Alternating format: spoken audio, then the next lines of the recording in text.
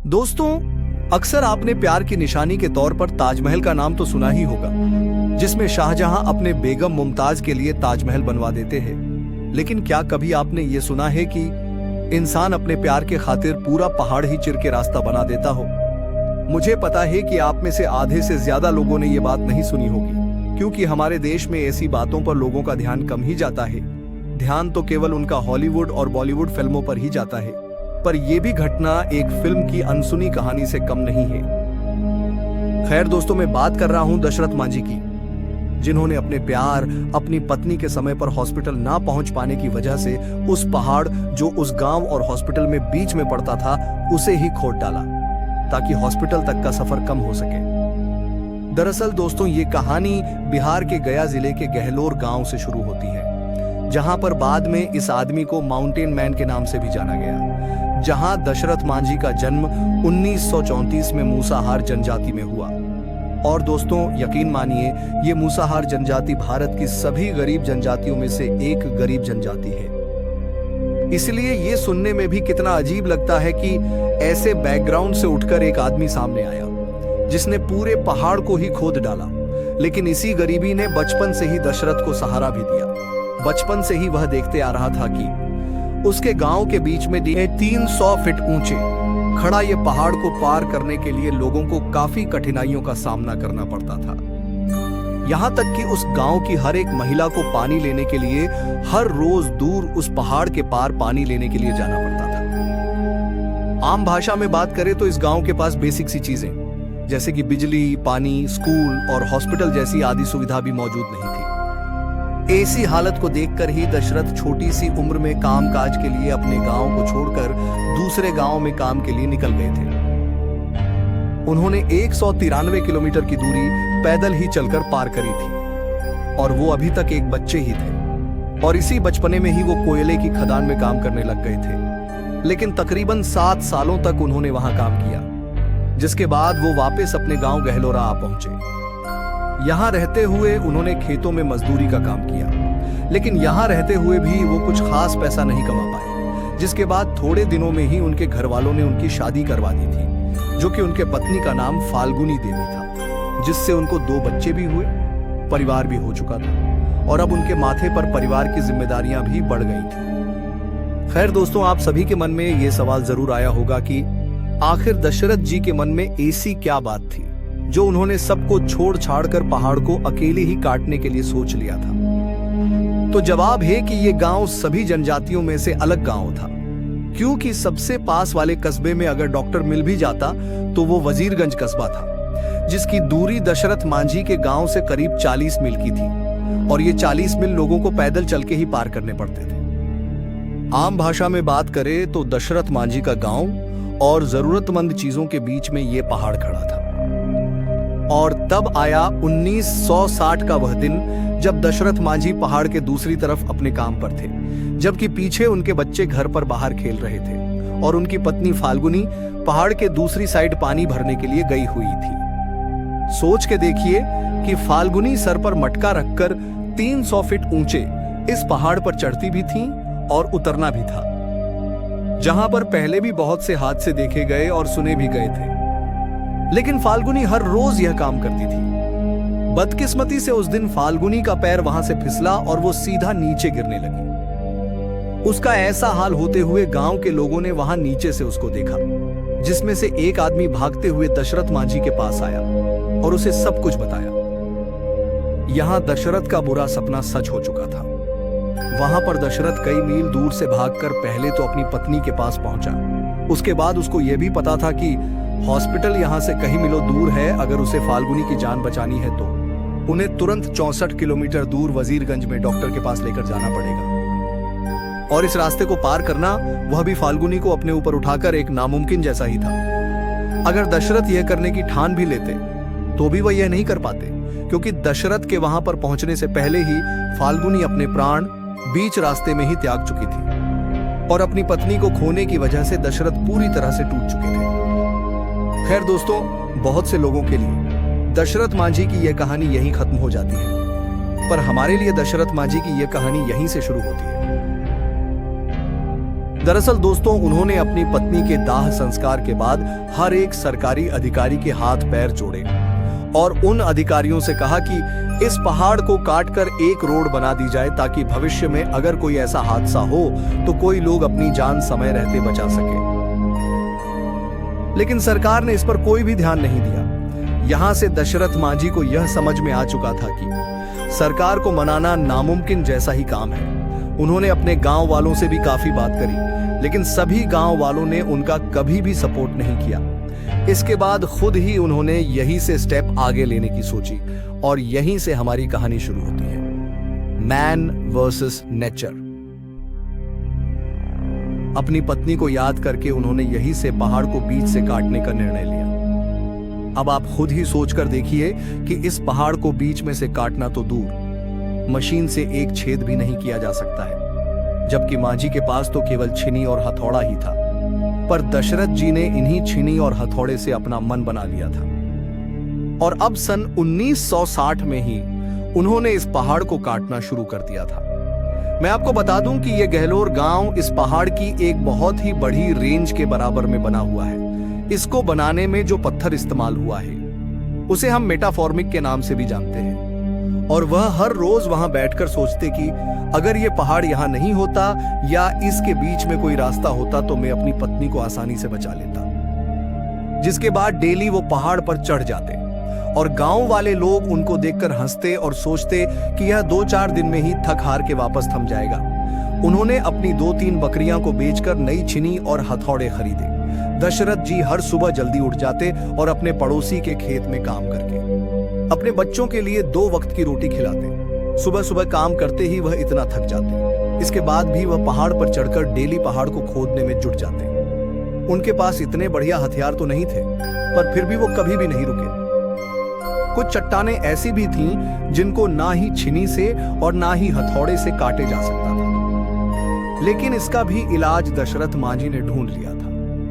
वह उस चट्टान पर बहुत सी लकड़ियों को जलाते थे, जिससे जैसे ही वह चट्टान गर्म होती थी और दशरथ उस चट्टान पर ठंडा पानी फेंकते थे, जिससे चट्टान एक ही झटके में क्रैक हो जाती थी। इसके बाद उसको काटना और भी आसान हो जाता था। शुरुआती दिन दशरथ जी के लिए काफी भयंकर रहे, क्योंकि ऊंचाई पर काम करते वक्त कई बार दशरथ जी का पैर फिसल जाता था, जिस वजह से वह काफी चोट खाते खाते वह नीचे गिर जाते थे और वह हर रोज अपनी ही जिंदगी के साथ जुआ खेल रहे थे, क्योंकि चोट खा खाकर उनके पैरों के नीचे वाला पत्थर कभी भी खिसक जा सकता था। उनको अंदाजा भी था कि उनके बाद उनके बच्चे भी अनाथ हो जाएंगे, लेकिन उसके बाद भी उन्होंने कभी भी हार नहीं मानी। इसके बाद उनके पहाड़ तोड़ने की खबर धीरे धीरे पूरे गांव में फैल गई, लेकिन फिर भी कोई मदद के लिए सामने नहीं आया। और दोस्तों, अब दिन महीने में बदल गए और महीने सालों में। गर्मी, सर्दी, धूप और बारिश में भी दशरथ जी को काम करता देख लोग उन्हें पागल बोलने लग गए। जब भी वह अपना काम खत्म करके नीचे उतरते तो लोग उन्हें ताने मारते और कहते कि यह काम कभी भी पूरा नहीं हो पाएगा। लोग उन्हें अपने पास में बिठाकर यह भी समझाते कि इस फालतू काम को करने की बजाय कोई काम धंधा करो, जिससे कम से कम उनके बच्चों का तो पेट भर जाए। जबकि कुछ लोग तो उनसे यह बोलते कि इतना काम करते करते तो वह मर जाएगा। लेकिन दशरथ के दिमाग में तो कुछ और ही बैठा हुआ था। उन्हें तो बस अपना गांव का फ्यूचर तय करने के लिए अपना सारा सुख को ही त्याग दिया था, ताकि कोई और उन्हीं की तरह अपने सगे संबंधी को खो ना पाए। इसलिए लगातार वह काम में लग रहे। कुछ साल बीते तो लोगों ने भी पहाड़ में हुए बदलाव का होते हुए कुछ नोटिस करना शुरू कर दिया था और फाइनली लोगों ने दशरथ को कुछ खाने पीने की चीज दान करना शुरू कर दिया। मैं यहाँ 1-2 सालों की बात नहीं कर रहा हूं, बल्कि 20 साल तक के सफर की बात कर रहा हूं। और इतना टाइम बीत चुका था कि अब वह पहाड़ भी दशरथ मांझी के सामने हार मान चुका था और अब उनका हाल धीरे धीरे कुछ ऐसा होने लग गया था कि 22 साल तक दशरथ जी लगातार इस काम में डटे रहे। सुबह उठकर आसपास के खेतों में काम करना और उसके बाद पहाड़ पर चढ़ जाना। और अब उस पहाड़ को काटने में उसके 2 नए दोस्त शामिल हो चुके थे और वह थे एक नई छिनी और एक नया हथौड़ा। और तब आया साल 1982, जब दशरथ जी को यह पहाड़ काटते हुए पूरे 22 साल बीत चुका था।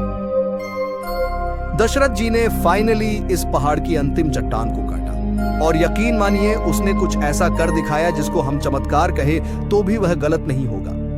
न सिर्फ इस पहाड़ को बीच में से काटा गया बल्कि इसका इतना बड़ा हिस्सा काटा गया कि उसके बीच में से एक ट्रक आसानी से निकल जाए। पहले जो गांव वाले करीब 43 मील चलकर पार करते थे वो अब 3 से 4 मील का ही रह गया था और यह सब संभव हो पाया है सिर्फ दशरथ मांझी की वजह से।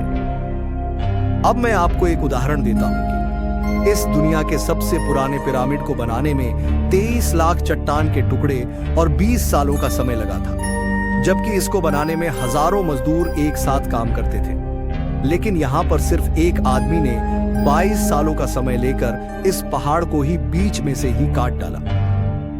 अच्छी बात यह थी कि दशरथ जी के पूरे काम होते ही न सिर्फ दशरथ जी पर बल्कि पूरे गांव पर पॉजिटिव इंपैक्ट गया था, क्योंकि अब लोग गांव से अस्पताल और स्कूल के लिए कुछ ही मिनटों में पहुंच जाते थे। इसके बाद बच्चों ने भी स्कूल जाना शुरू कर दिया। यह काम होने पर सभी का रिएक्शन क्या था? तो दोस्तों यकीन मानिए कि यह काम पूरा होने पर गांव के लोगों ने दशरथ मांझी को इतना मान और सम्मान दिया था कि जिसकी उनको इतनी उम्मीद नहीं थी। जैसे ही यह खबर आसपास के गांव में पहुंची तो बड़े से बड़े पत्रकार ने इस गांव की ओर रुख किया और सभी दशरथ जी का इंटरव्यू लेने के लिए पहुंच गए और इसी न्यूज कवरेज ने दशरथ मांझी को द माउंटेन मैन का नाम दिया, जबकि पहले दशरथ मांझी को मेंटल मैन के नाम से जानते थे। जो लोग मेंटल मैन के नाम से जानते थे उनके लिए दशरथ मांझी अब हीरो बन चुके थे। अब उनका कद इतना ऊंचा हो चुका था कि आस पड़ोस के गांव के लोग अब उनके गांव में भी दशरथ मांझी का पुतला लगाने लगे थे। बेशक दशरथ जी ने पहाड़ को काटकर रोड तो चिर दिया था, लेकिन अभी भी वह कच्चा मन के ही थे। अब उनकी कहानी एक नेशनल न्यूज बन चुकी थी, इसलिए सरकार ने भी अब यहां रोड बनाने का प्रस्ताव पारित किया था। अगर यही सरकार पहले यह फैसला ले लेती तो शायद दशरथ मांझी को आज कोई भी नहीं जानता था। दशरथ मांझी ने दुनिया के सामने खुद को प्रूफ किया और वो ये चाहते भी थे कि उनके यहां भी एक रेलवे स्टेशन बनाया जाए, क्योंकि उनके पास ही का रेलवे स्टेशन उनसे करीब 6 मील दूर जैथिया कस्बे में था। और अब उन्होंने यह प्रस्ताव पास करवाने के लिए अब दिल्ली की ओर प्रस्थान किया। उनका यह प्लान था कि तब के प्रधानमंत्री इंदिरा गांधी से वह मिलेंगे। उसके बाद उन्होंने पास के रेलवे स्टेशन जठिया से ट्रेन पकड़ी और उनके पास दिल्ली जाने के लिए टिकट के पैसे भी नहीं थे। इसके बाद उनको टीटी ने अगले ही स्टेशन पर उनको धक्के मार के निकाल दिया था। और आप विश्वास करोगे कि उन्होंने यहां पर भी अपना प्लान कैंसिल नहीं किया। इसके बाद उन्होंने पैदल ही चलकर दिल्ली तक 600 मील की दूरी को पैदल चलकर तय किया, लेकिन उनके यहां पर सुनने वाला कोई भी नहीं था। प्राइम मिनिस्टर से मिलना तो दूर, उनको उनके निवास स्थान के बाहर खड़े गार्ड्स ने धक्के मारकर वहां से भी भगा दिया। सन 2000 में भी दशरथ मांझी अपने गांव के लिए पैसा जुटाने के लिए इधर से उधर भटकते रहे, लेकिन उनके कोई भी सफलता हाथ नहीं लगी। लेकिन तभी उनकी मुलाकात बिहार के मुख्यमंत्री नीतीश कुमार से सन 2006 में हुई और अब तक उनका नाम पूरे भारत में जाने जाना लग गया था और खास करके पूरे बिहार में तो बहुत ही ज्यादा। और यहीं पर उन्होंने मुख्यमंत्री से अपने गांव में पक्का रोड बनवाने की रिक्वेस्ट करी। यहां मुख्यमंत्री ने न सिर्फ रोड बनवाने का प्रस्ताव पारित किया, बल्कि दशरथ मांझी के लिए उनके ही गांव में 5 एकड़ जमीन भी उपहार में दी। और इसी समय में आकर दशरथ जी को अपनी जिंदगी में खुद की जमीन पहली बार मिली। लेकिन क्या आप यह भी यकीन करोगे कि दशरथ जी ने उस जमीन को भी अपने गांव में ही हॉस्पिटल बनवाने के लिए दान में दे दी थी। उन्हें कहीं पक्के घर भी दिए गए, मगर उन्होंने कभी भी उन घर को एक्सेप्ट नहीं किया और उन्होंने कहा कि फाइनली अब उनका यह मिशन पूरा हो चुका है। उन्होंने अपनी पत्नी के लिए सब कुछ शुरू किया था, लेकिन उनका यह मिशन पूरे गांव के लिए बना। 23 जुलाई 2007 को यह रोड बनकर तैयार भी नहीं हुआ था कि उस दिन बिहार के मुख्यमंत्री नीतीश कुमार दिल्ली में मौजूद एएमएस सेंटर में दशरथ जी से मिलने पहुंचे। पर बदकिस्मत से दशरथ जी के शरीर में गोल ब्लैडर का कैंसर फैल चुका था। सिर्फ 2 दिन बाद उनकी और हालत बिगड़ गई और उन्हें तुरंत ही इंटेंसिव के यूनिट में भर्ती किया। मगर 17 अगस्त 2007 के दिन दशरथ जी इस दुनिया को छोड़ के अलविदा हो गए। मगर उनका यह ड्रीम प्रोजेक्ट पूरा हो चुका था। दशरथ जी के पार्थिव शरीर को उनके गांव के गहलोर में लाया गया और वहां उनका अंतिम संस्कार किया गया। इसके बाद उनके मृत्यु के 4 साल बाद यह रोड बनाकर पूरी तरह से तैयार हो गई थी। इस रोड के मुहाने पर एक गेट लगाया गया और इस गेट का नाम आप खुद ही पढ़ लीजिए।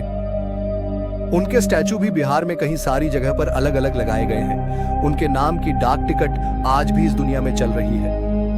उनकी जिंदगी के आधार पर एक फिल्म भी बन चुकी है और मैंने आपके सामने उनकी जिंदगी की पूरी कहानी रखी है। खैर दोस्तों, यह थी आज की हमारी सबसे बेहद रोचकमय कहानी। मैं आशा करता हूं कि आपको मेरी यह कहानी बहुत ही पसंद आई होगी। अगर पसंद आई हो तो मेरे चैनल को सब्सक्राइब और लाइक जरूर करना, ताकि नए नए वीडियो हम आप तक लाते रहें। तो दोस्तों, मिलते हैं अब किसी नए टॉपिक के साथ। तब तक के लिए जय हिंद, जय भारत।